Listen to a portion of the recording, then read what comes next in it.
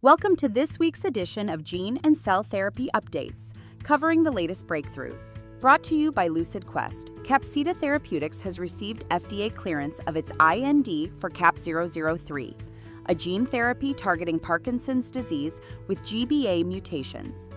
This therapy is uniquely designed to cross the blood-brain barrier via intravenous delivery. Phase 1-2 trials are expected to begin dosing in the third quarter of 2025.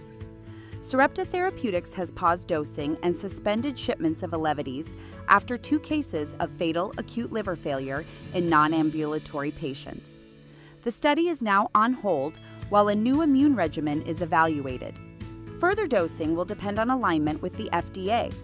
New long-term data from BrainStorm Cell Therapeutics show that 9 out of 10 ALS patients treated with NurOwn survive 5 or more years post-symptom onset.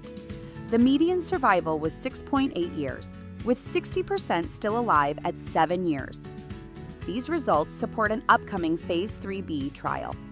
BioRestorative Therapies reports that its BRTX-100 therapy led to over 74% of patients achieving more than 50% functional improvement at 52 weeks in chronic lumbar disc disease. Additionally, more than 72% experienced over 50% pain reduction. No serious adverse events were reported. In a 13-year follow-up study, all 10 patients treated with a Hemophilia B gene therapy maintained stable factor IX levels. Annual bleeding episodes dropped from an average of 14 to just 1.5. No long-term safety issues were noted, validating the therapy's durability and safety. J&J's dual-targeting CAR T-cell therapy has achieved an 80% complete response rate in large B-cell lymphoma patients with only 1 prior treatment. In heavily pretreated patients, overall and complete response rates were 92% and 75%, respectively. The therapy also demonstrated a mild safety profile with no severe CRS. KeyMed Biosciences has published in the New England Journal of Medicine that its CM336 therapy induced remission in 2 patients with refractory autoimmune hemolytic anemia. There were no cases of CRS, neurotoxicity, or infections, suggesting a potential new therapeutic class.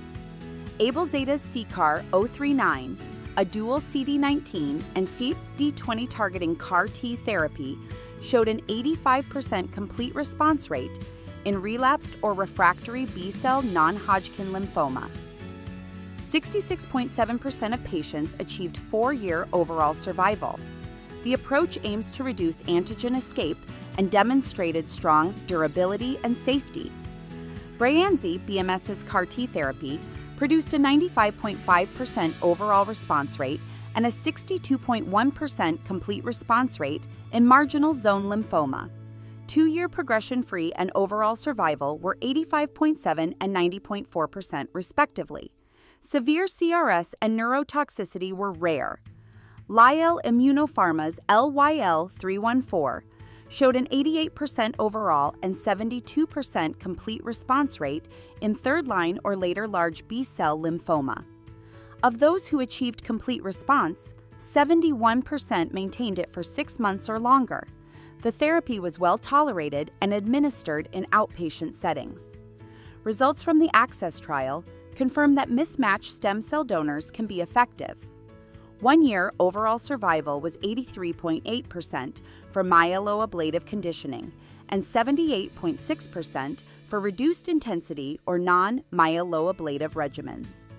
Low rates of severe graft versus host disease were observed, even in cases with fewer than 7 out of 8 HLA matches. These findings could broaden access to transplant for underrepresented populations. GenSight Biologics is moving forward with its Lumevoq gene therapy in France, following an agreement with ANSM for early access. A dose-ranging study will be completed in Q3, and the access program is expected to open in Q4. Global Phase 3 trial preparations are underway. Ocugen has launched its Phase 2-3 trial for OCU410ST, a gene therapy targeting ABCA4-related Stargardt disease. Data from Phase 1 showed visual improvements and slowed lesion growth at 12 months. The pivotal trial will enroll 51 patients. Finally, Eli Lilly has acquired Verve Therapeutics for $1.3 billion, with an additional $3 per share in potential contingent value rights. Verve's pipeline focuses on in vivo gene editing of PCSK9 and lipoprotein a to enable one-time treatments for cardiovascular disease. This acquisition marks a strategic shift towards single-dose therapies in heart care. Stay ahead in cell and gene therapy research. Like, share, and subscribe for weekly updates. Visit lqventures.com or email us at info@lqventures.com.